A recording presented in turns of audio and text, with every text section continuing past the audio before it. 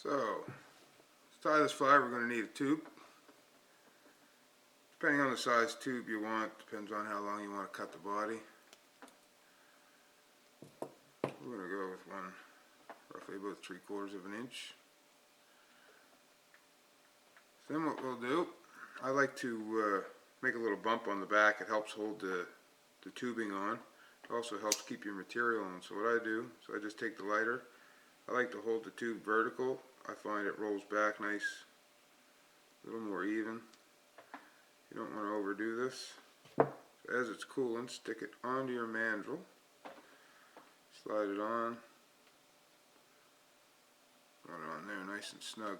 You don't want it to spin as you're tying your fly. So we're going to get started with some chartreuse thread here. What I like to do on these tubes, because they're so smooth and I don't like to put too much pressure because I don't like to collapse the tube. So I'll start wrapping my body. I'll come all the way back down to give that nice base for your materials to give them something to stick to so they don't spin. I don't come right to the back because I like to leave room for my tubing. My tubing's going to go, it's going to slide on there, you know, 1/8 of an inch or something like that, 1/16 of an inch. So what we're going to get started with is some chartreuse ice dub from our good friends at Hairline Dubbing. I love this stuff. It really works well.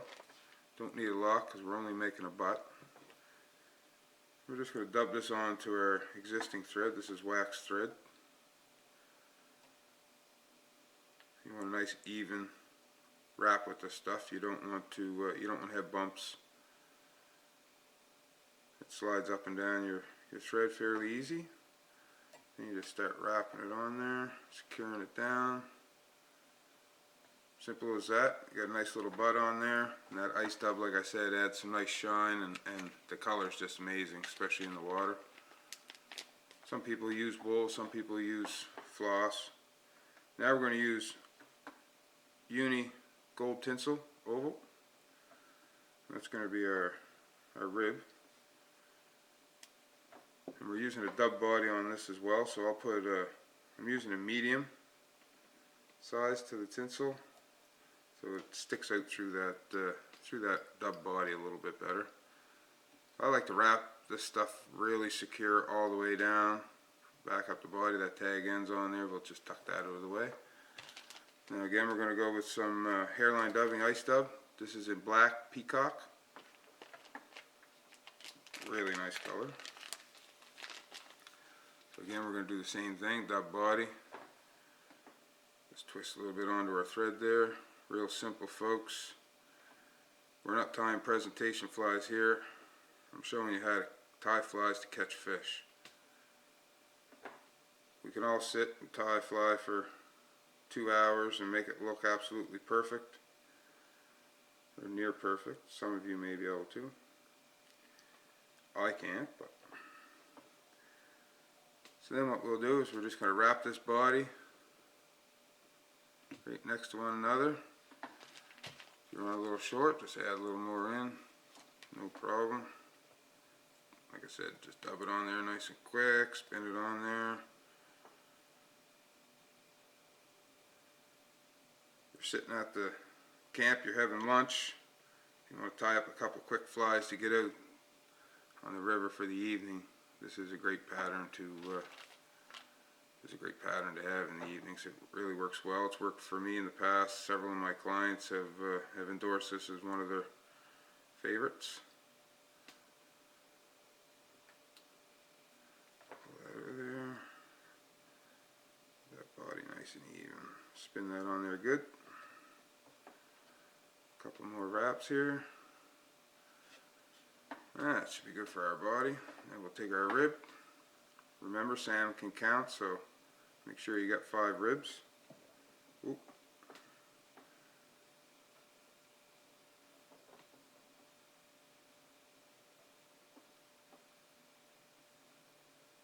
That was just a joke, folks.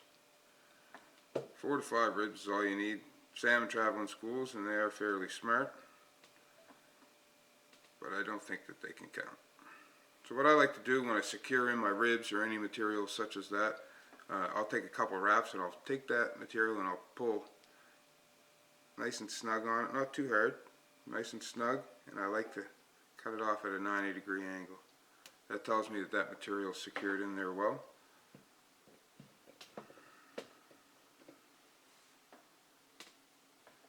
So now what we're going to tie in for a little bit of an underwing,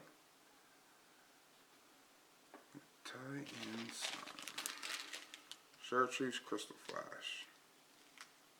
Just a couple strands, cut that off, we'll double that over.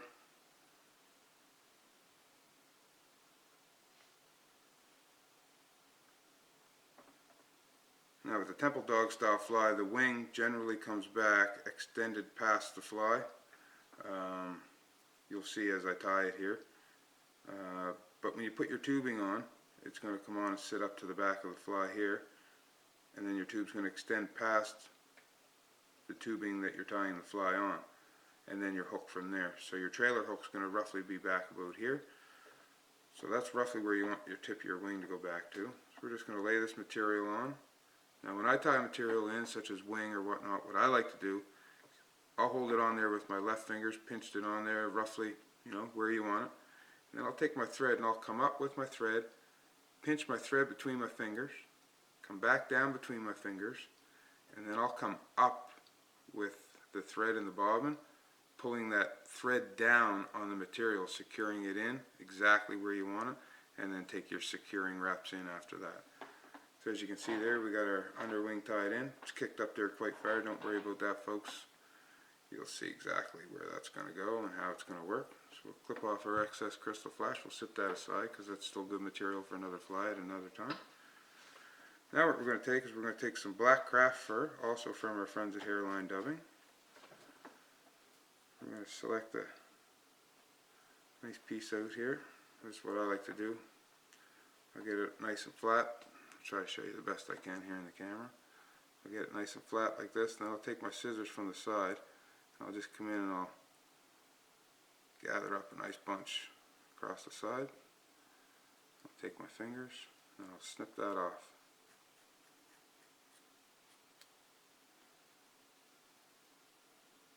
As you see there in my fingers, and I'll just take it and I'll fold it over itself a couple of times. So now you just have a clump in your fingers like such. Pinch it. You have all this underfur. Pull that out. You don't want too much of that in there. That creates a lot of bulk in your flies. I'll just generally pull a bunch of that out. Now, this is a really important part of the temple dog fly. Generally, you would take your wing and you would tie your wing on like such. As you can see there, it would lay over the top of the fly. But what we're going to do is we're going to tie it in reverse, tying in our butt sections. And what I like to do is I like to come back with this roughly to the point of the end of my body where my body meets my butt. Again, I'll do the same thing. I'll pinch that between my fingers. I'll come up, pinch it coming back down, and put the pressure coming up, securing that material down. As you can see, now we have an underwing. And what that's going to do is create this forward wing to kick up, like hence the temple dog style. There we go. And by that wing being extended, long, and kicked up, the vortex of the water coming around the fly will create the tail of the fly to have an amazing, amazing motion in the water that the fish really seem to like. So now what we're going to do, if we're going to palm or a hackle, we're just going to take our black hackle, we're going to separate it here at the tip, as you can see. It's a normal palmer hackle. And we'll tie it in by the tip.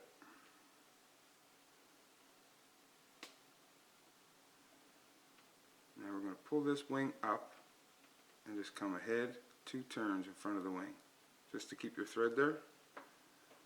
Worry about that little piece after. We clip it off there. There's our tag end of our feather gone. Now what we're going to do is we're going to palmer this hackle.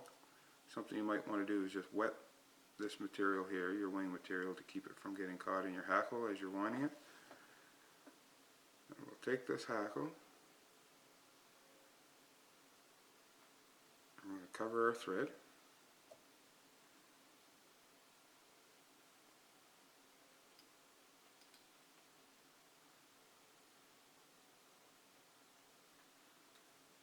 Now you've covered your thread. Now what you want to do is you want to take this wing, pull it back over, like such. Grab all your hackles and run one palmer in front of your wing. That makes sure all your thread's covered. And we'll just secure that.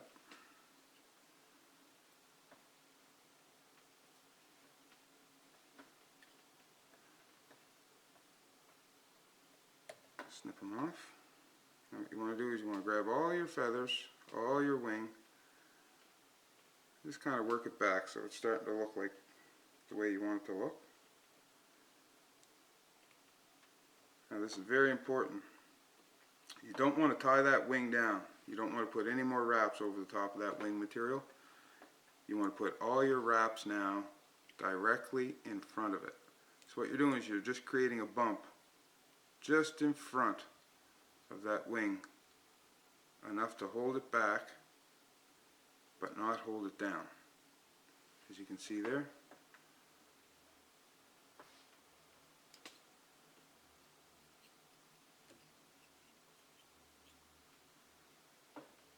Now you could finish that fly there. That fly would be easily fished.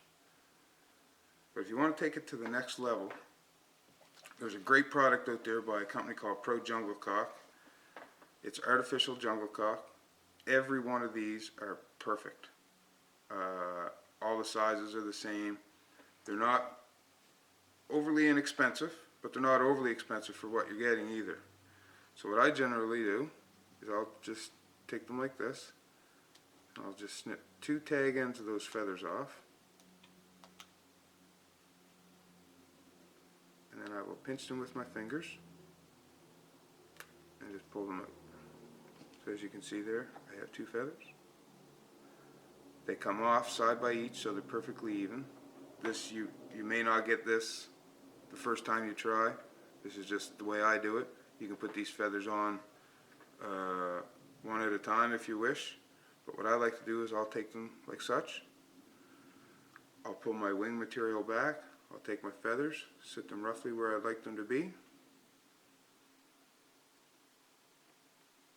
holding them down, taking one wrap to secure them,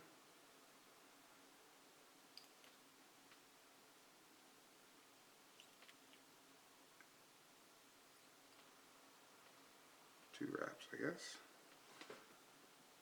and then I'll just rotate that fly if you have a rotating vise. Rotary vices are a great thing to have, especially if you're tying any amount of flies or if you're into dub bodies or whatnot. So then what you can do is you can just pull your wing down. You can look from the top looking down, make sure that your feathers are even. They're both roughly where we want them. So you just take and you hold them down and you secure the tag ends in. Now this is the finished part of your fly, so you can finish your head here.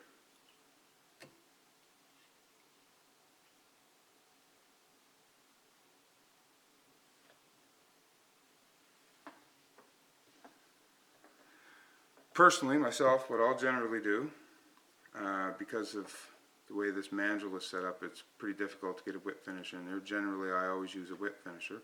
But what I'll do is I'll just pull some of this thread down. I will push it forward, and I will just make 2 half hitches in the head of the fly. And depending on what mandrel you have for tying tubes, you may not have to do this. You may be able to use your whip finisher.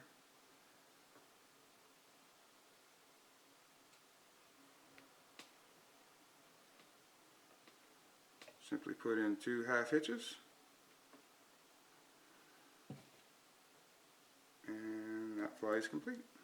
What you'll want to do is burn the tip the same as you did the butt section.